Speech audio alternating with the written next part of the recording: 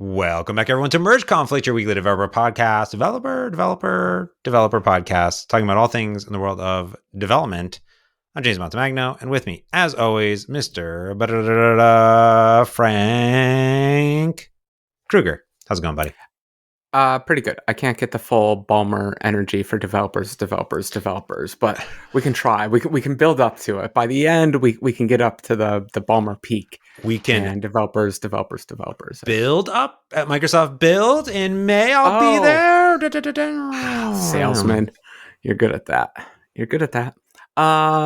Build. When is it? May 19th to the 22nd, 4 days. Thank you for that. Is registration still open? Because I seem to miss it every year. It is. You can buy tickets at build.microsoft.com. You can go there. You can register. You can buy tickets as well. That's a business expense, Frank Kruger. In person, I think, is cheaper. It is early bird until April 9th, only $1,125. It's actually a great deal. Great deal. But when you're self-employed, business expenses are also what we just call spending money. But fine, cool. Yeah, but then it's kind of like you're getting money back. 30% off, 20% off, 20 to 30% off. Yeah. It's a pretty good deal. That the ticket will be cheaper than your hotel. Or taxes are a ripoff, one or the other. That's true. I want to talk about something unique today. And because you're designing something right now, as we saw on your X account, you are designing and building a lawnmower, which sounds terrifying to begin with. But you're going through stages of development. And I want to talk about creating physical goods. Ooh. Because right now, the topics that we see are all about physical AI. But I don't want to talk about physical AI. I do want to talk about manufacturing and prototyping real things. We talk about code all the time, but I want to talk about an experience that I went through. But I want you first to maybe talk through how you got to where you're at today and how you got there from nuts to bolts to blades. Oh, what? Huh? No, just quickly. That's too broad. Just the whole thing. No, I just as a personal goal, I like to try to build what I call robots. It's a very broad topic. I allow myself a lot of leeway in that topic. All I really want to do is build machines that are semi-dangerous and fun. Those are the two criteria mostly. To that end, I'm not a master craftsman or anything like that. So I like good tools. I got into 3D printing. You got into 3D printing. We all got into 3D printing. Isn't it wonderful? But I quickly realized 3D printing has a lot of limitations. The plastic you use isn't very strong. It melts in the sun, and sizes are limited, blah, blah, blah. Everyone knows these problems with 3D printing. So I've been trying to teach myself the bigger skills, machining and welding and doing carpentry and that kind of stuff.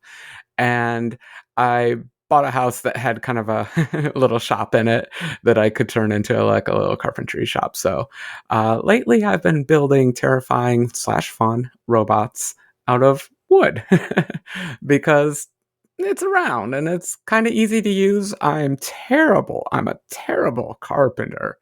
But at the same time, it's fun and easy and satisfying. So I've been enjoying building things out of wood lately. I'll say this. Was that an answer to what you asked? Maybe, probably not.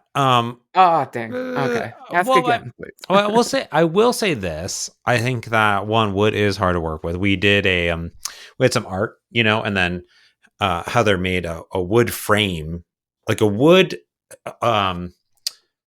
rectangle, right out of it. Then we put the picture inside of it, so it was like a frame. And then we kind of made the thing. It's hard because you got to get the angles and the saws and the things and angles and things and putting it together are tricky. Saw blades have widths. Yes. And it takes away some of that width every time you do it. Yeah, it's hard. It's actually a little maddening because I took machining classes. And in machining, when you're doing metal with really sophisticated, but good quality machines, you can get very high precision, very high accuracy, I should say. Whereas with carpentry, I'm, I'm lucky if you can not see through the caps. Usually you can see through my caps. Yeah, it's super complicated. And I thought, 3D printing is fascinating because I'm sure at some point you'll probably be 3D printing parts and you'll be doing stuff and you can be prototyping with it. As people may know, I like coffee a lot, and I roast my own coffee, and I also have a nice setup to make coffee in 5 different ways. And I'm a big fan of this higher end coffee brand called Fellow, and they make Okay. kettles, they make grinders, they make pour over things, and they recently made a coffee machine, like a normal coffee machine. Now, we talked about it a little bit because it is pretty technologically advanced. It might have been on one of our Patreon feeds, but they have a mobile app. They are able to dial in your altitude, so they know how to, the temperature of the water based on where your sea level is. And then also, what they're using for the water is like an instant heat. So, like a lot of times, normal coffee machines are piping water down, heating it up, and it kind of spurts up. Theirs is like Percolate. yeah, percolates. Yeah, this one is like an on-demand to dial in like basically perfect temperatures, and it can do both a pour over, which I just drank one style, or a batch brew style as well. Now, it's a very nice machine, and on my little coffee stand now, I have the coffee machine, I have the grinder, and I also have a pour over kettle, the Stag, which I was a Kickstarter backer like 10 years ago, and it's great. Now, what was fascinating about it is I was getting my coffee setup going on, just like we have been talked a lot about our desk setup and all the things, is want the coffee station to be nice. Ooh. And there's some other ancillary things like coffee filters. You might want. Where do you put your filters, James? Where do you put your filters? Answer. Everyone's asking, and by everyone I mean me. Where do you put your filters? Because I don't know where to put the filters. Yeah, so I put my filters specifically. I bought this little like wood bin at TJ Maxx, I think, and I put them in there. And Out they're on the counter? Is that your answer? uh, In a bin out on the counter, or in a bin in a drawer, in a bin flying above the coffee so maker? how These the are coffee. important questions, James. Yes. So normally I would put it like in a pantry somewhere that'd pull out. But this we got a little, you know, thing to put the coffee on, whatever you call it, said thing. But basically there's a little rack underneath the drawers, pantry drawers underneath it. So it's like a little table stand. So it's kind of like put the stuff on top. There's a little gap in between. So I put it under there. And that's also have canisters for the beans. So I'd kind of put them all up there. I'll have to send you a photo of what the whole thing looks like. But I was fascinated by the world of accessories. And specifically, I was like, man, it sure would be nice if I could maximize this room and space here. And also, like you said, it would be really great if I had some filter storage that was made for said filters of my coffee machine. There's 2 different filters for this machine. And I Oh also my still gosh. make AeroPresses, which would be a third one as well. Now, on a little website called Etsy, there are people that still make things. I know it sounds crazy, but it is there. And this guy, Sean from Florida, from Opus Design Company, OPUS Design Company, on Etsy, makes a bunch of products for Fellow and other coffee machines. So he makes like a little stand for the Stag kettle that you can like put your scale underneath, which is really nice. And he has a bunch of holders for these filter bays, as he likes to call them. And there is one that I am very pleased on here. I'll send you a link, but it is the Fellow Aiden Filter Bay. And I would like to say that I am a co-designer of Oh. this bay. Mm-hmm. Can I describe it for the radio listeners? Yes, absolutely. What I am looking at is a giant hunk of black plastic Yes. with a cylinder hole to hold some filters, another cylinder hole to hold what I assume is cocaine in liquid form, and then another little hole to hold what looks like maybe a brie cheese, I think you would put there. So there's two versions. There's one with like 3 filter things and one with 2 filter things, and the one with 3 also has a little slot so you can for your mister for the RDT bottle. Okay, so Frank, I was looking at this gentleman's designs, and I wanted to share this story because I thought it kind of applies to software development as well and how we collaborate with people that are using our products or potentially giving us money to use the products. So I was on the shop and I was like, oh, wow, like this Aiden cup riser is cool because it like raises the cup off when you're doing one of the pour overs instead of the batch brew, which is nice.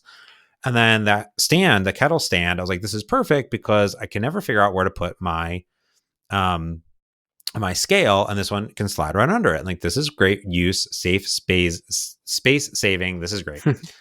And as you can see, everything on Sean's website is black because everything is 3D printed black. And he has some other filter bays, but not for the Aiden. And I was like, Aiden is the coffee machine. And I am like, hey, Sean, I reached out to him on there. I was like, hey, big fan. Love what you're doing over here. Had a question for you. I love the stand. I love the Aiden thing. But like, I have this missing piece, which is like, I don't know what to do with my filters. And you have this other filter thing. I would be super fascinated to see if you could make one and sell one for the Aiden. And Sean responds back to me, spieling. He's like, that's a great idea. I've been thinking about doing this. Didn't know if anyone was interested in it. I said, I'm interested in it. I would like to hand you money and I would like to buy all 3 things. I don't want to buy 2 different things. And then Sean said, okay, he goes back and forth and he's like, hey, this was like over a week. He's like, let me design something up. And this is where I thought thinking about the mower and this stuff was really cool. It's how we code, right? Now we can get and ship, bits out to our customers that are using our apps or our beta testers, get them features faster. Literally within 24 hours, Sean sat down, designed, and executed on one version of the design that he now sells. And I said, hey, Sean, this is great, but I am a ridiculous coffee user, and I would like to not only have the 2 filters for the Aiden, but I also want an AirPress and I want an RDT Prado holder. Can you make that? 24 hours later, Sean's like, check it out. And he's like, there's a little message. He's like, check it out. What do you think? I'm like, that's perfect, Sean. He's like, cool, let me get it up. And who was the first purchaser? Me.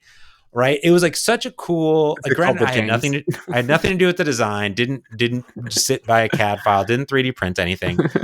But in this crazy little, very minimal interaction, I feel like I was sitting side by side Sean as he was prototyping and working. We were going back and forth like he was sketching it on a napkin and doing it. I thought it was such a cool process to do. Okay.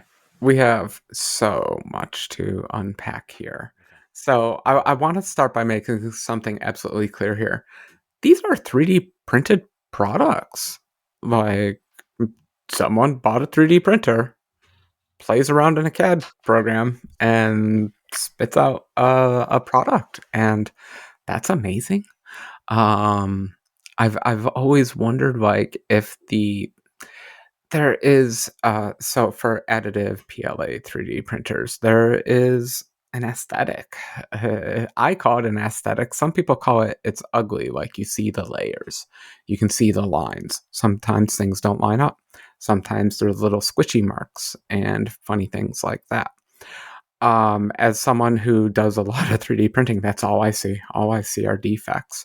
But at the same time, Sean, you're doing amazing printing here. These are very high quality prints and everything. So I'm curious, because what a world we live in, like you said. So I do want to delve into all the design stuff you're talking about, but still I want to be like a little bit old man and be like, my mind is blown. Like, people are actually selling 3D prints. I've been printing junk for a long time. It never occurred to me to actually sell it.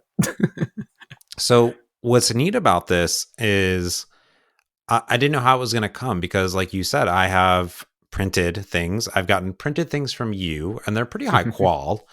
And he has this kind of cool, funky design going on where there's like ridges, and that's by design. And some of his stuff, like the Aiden riser, for example, I'll make sure I put this in here so you can see. I'll link to his store as well.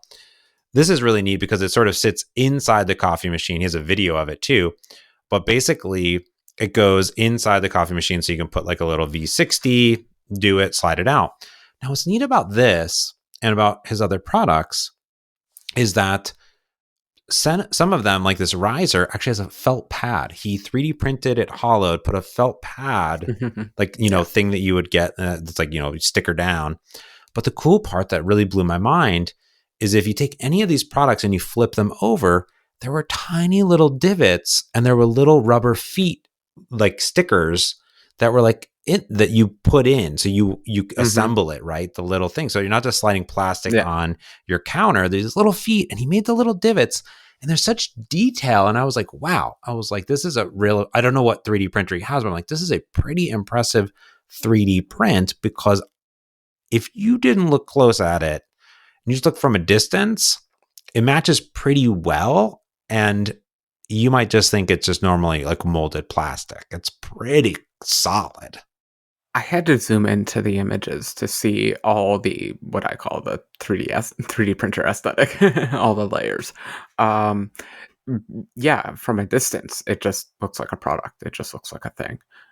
So all compliments there. I think what you were saying about like the little holes and everything, obviously you get that stuff in normal manufacturing, consumer grade mass manufacturing. The difference is what happened with your custom design.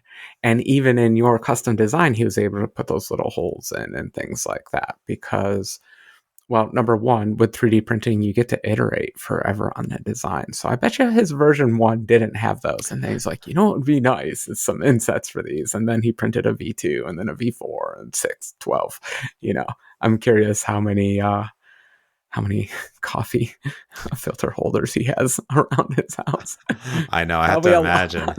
Well, I'll send this episode to Sean, and Sean can get back to me. That is for sure. No, I thought that was so fascinating because, when you think of normal manufacturing, even for us, like when we're shipping code, we talked about CI/CD. This was truly the CI/CD of, I felt like what Sean was doing was this, and Sean could validate, but I feel like Sean was like, okay, it's 5:00. By 8:00, I'm going to have the design. I'm going to have it in a 3D print. I'm going to go to sleep. And tomorrow I'm going to wake up and see what happened. I have to imagine, right? That is like it. It's kind of like us when we're like, okay, I'm going to type in the code, commit. All right, I'm going to build. And like, if you're building continuous, I guess I'm going to go to sleep and wake up tomorrow and see if the build's done because it takes so long. But you know what I mean? Like, what a cool loop. I'll go one step further. I bet you he doesn't bother to print it. If he knows his printer's dialed in and his designs are valid, there's no need to. Like, from the variety of products he has on his shop, he knows what's going to work, what's not going to work, and you can almost stop at the CAD file. So when that first customer named James ordered one and he actually has to print one, then it's like, okay, I mean, that's kind of the beauty of this modern at-home, whatever. It doesn't even have to be at home, but small, one-of-a-kind runoffs is you can do them. And there are shops. You can, if you're good at CAD and you don't own a 3D printer, you can CAD up a file and send it off to a shop. And for very reasonable dollar bills, they will send you a very well printed product. You can even get stuff machined for that, all that. Really? I mean, it's fascinating because like even for this, I was very, very pleasantly surprised because, these products were like $25-$30. And I'm like, that's extremely reasonable because we were just talking about these little headphone things. I have like my Sony headphones on if you're watching on YouTube, and I bought these new little things. If you buy these on Amazon new, they're like $20. You buy on AliExpress for like $2 or $3.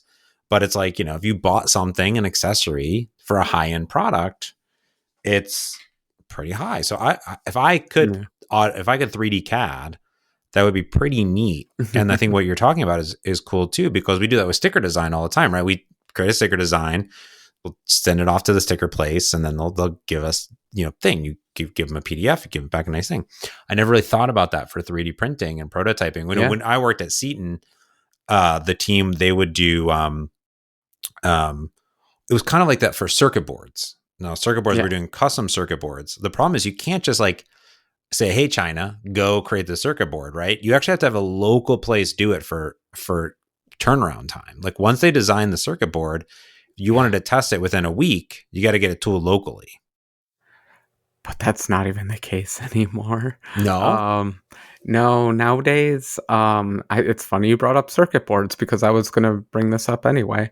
Um, uh, Obviously, there's local ways. If you want to support local, support local. But if you want something manufactured in China, JCL PCB, you can upload a design, and within 3 days, it's going to be at your house. Wow, that's wild. So it's the magic of modern international commerce and modern manufacturing that they can just take a file off of your computer, and basically the moment it's uploaded, some machine just sorry, the moment your credit card goes through, some machine starts cranking it out, and then it's just a matter of how quickly can they ship it.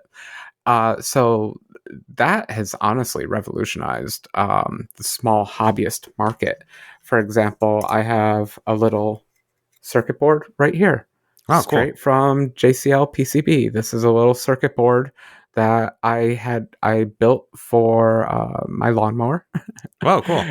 Yeah, Yeah, we did and not plan this, by the way. Talking about this, I was just thinking about right, he prototyping. just brought it up. I just brought it up. Yeah, yeah. Wow, cool. Yeah, so it's fantastic because I spent a day drawing this, and then in a few days I had one, and I live on an island, so that's pretty impressive. Um, But they also have, and there are other companies that do this. I'm just bringing up this one because it's the one I'm most familiar with. But they'll also 3D print you something if you want. If you just upload a 3D file, they Yeah. will mill something out of a solid hunk of metal if you upload the right file and you didn't mess up and it's actually cammable. They'll Wow. do that. So the modern world's awesome. That's really neat. I really didn't think about it too much about all the other things, but it does make a lot of sense, right? I bet like yeah, if you did something that was like laser cut or whatever, like there's people that are laser Hmm. cutting, right? Yeah. Um or wood we had And there's locals that do it. Every town's mhm. got local shops that'll do this just as well. And there's even like, yeah, whatever. Support your own country if you want to. It goes back almost like I don't know if you were forced to play sports ball as a young tyke, um, but when I was young, you'd get like custom awards, and like every small town had like a custom award shop where they would, they would Oh lay yeah, they would be like, oh, I here's your love the trophy baseball shop. award, That was one trophy of my shop, right? favorite places. Yeah. Yeah, because it's sort of like the OG. There's places that do T-shirts, obviously, and caps, but that was kind of cool because it was pretty unique, and there was like laser cut and all this stuff, and Yeah. you just go say, "What do you want on it?" Here it is. It's almost like when you get a dog tag. They laser cut the dog tag for you, or make a key. Now It's crazy.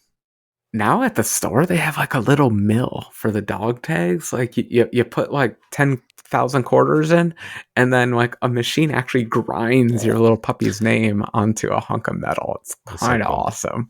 Yeah, It's worth yeah. all 10,000 quarters. Well, Uh, so I think what we're saying is everyone should learn CAD.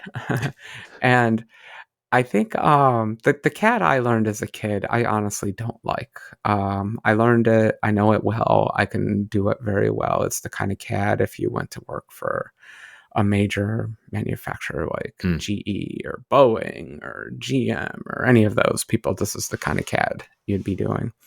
But I don't like it. I'm a programmer. So I actually do the more modern kind of CADs where you're basically programming the part. And I think a lot of programmers would find this interesting because, for example, Sean, was it, had a Sean. cutout for coffee filters that he can put into a little box thing. Well, that filter cutout can just be a function called like create coffee cutout thing. Oh, cool. And then any product he can apply that function to. And like you can union up a bunch of things and then apply these functions. And so you can just start to program them.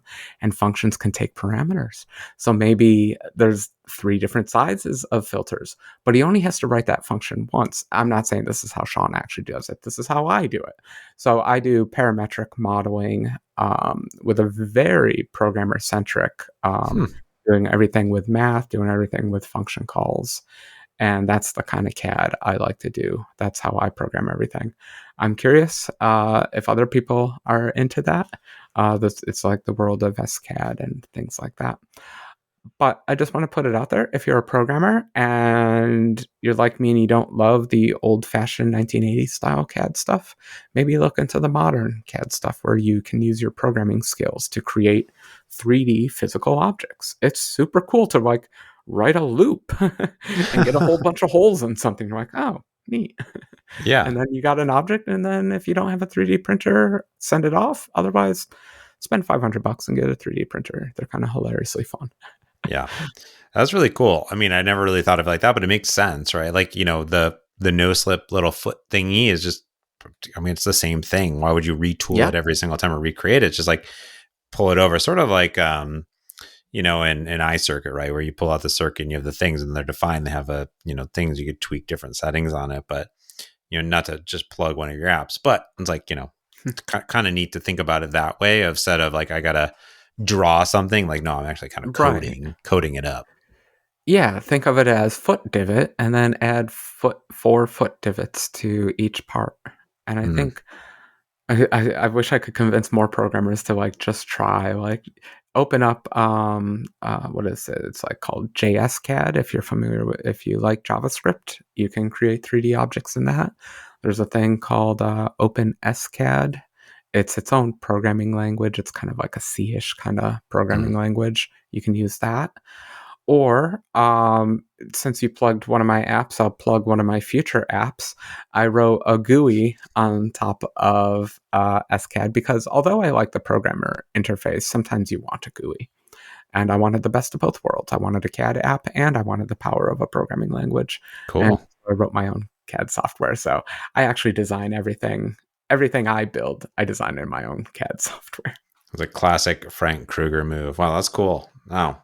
Yeah, I'm interested. I mean, my family comes from a long lineage of CAD work Ah, when it comes uh-huh. to stainless steel manufacturing, huge things, and I was around many a CAD. And then I worked at a Canon where we literally did CAD printing, right? So That's we right. a lot of Autodesk, auto CAD stuff. I'm not like a CAD expert though. I'm more of I see the file, I print the file type of thing. But I'm fascinated by because the one thing I think about CAD files or blueprint printing and things like that, and why it always fascinated me is because there's a lot of math involved, Yeah. and I like math. That's why one of the reasons I became a developer and specifically a game developer is there's a lot of math involved in that 3D world, right? And granted, I started my life in the 3D world of video games, moved into the 2D space because I like flat things like flat things with numbers on them for some reason. 3D math is hard. 2D math is a lot more fun. 2D math is a lot more fun. That It's is just for me fun. personally. It's just fun. Always a fan of the 2D. Now the cool thing about 2D is that you can lightly sprinkle in some 3D by just Oh yeah. modifying some layers in there. You don't have to go full 3 dimensional on it, but you can 2.5D. 2.5D it. All right. Anything else we want to throw about this, or we just want to end it there with this cool thing? Shout out to Sean. Shout out to Sean, but I want it to be a PSA or a call to action. My call to action to all the programmers out there, because I know you're all programmers. Uh, go make a 3D object with a programming language. It's fun. Yeah, I'm in. I want to do it now. Now that we've had this conversation, I'm like, I want to do. I want to try it, right? And like, good example is on AliExpress as well. I got these. I think I talked about before. These are little holders. They look like this Oh yeah. for a keyboard, Mm-hmm. and these are Roughly roughly 3D 15 minutes printed. of 3D printing. Yeah, this costs a few bucks, but how cool would that to be? Just be like, I have this. I know Hanselman does this all the time. He's like, oh, look at this sword I 3D printed, and look at this, Yeah. I 3D Oh, printed you can shoes. print so much garbage, and I think Yeah, that's part of the rep, but that's part of the learning curve. You just yeah. you got to learn your printer, but But print something useful and cool and like really mhm. unique, like in this sense, I can never imagine. But I think designing it would be now that I see it, I'm like, oh, can I design that? Right? I think that's why I became a developer. Is someone's like, I saw the thing, I'm like, can I make that thing reality? Well, I'm not. I don't want to totally rip off Sean, but I'm totally buying some like really flat black plastic, and I'm gonna print some coffee junk for myself. Do it. All right, well, that's going to do it for this week's Merge Conflict. I'll put links in the show notes to Sean's Etsy shop. Not sponsored at all. No promo codes, anything like that. But go check it out. Really, really neat stuff. And I think if you are in the market for a bunch of, potential accessories, not only just for your coffee stand, but for other things, check out, local, or like Frank said, go check out one of these apps and then design it yourself and print it off. Give it a go. That's going to do it, though, Frank, for this week's Merge Conflict. So until next time, I'm James Montemagno. And I'm Frank Kruger. Thanks for watching and listening. Peace.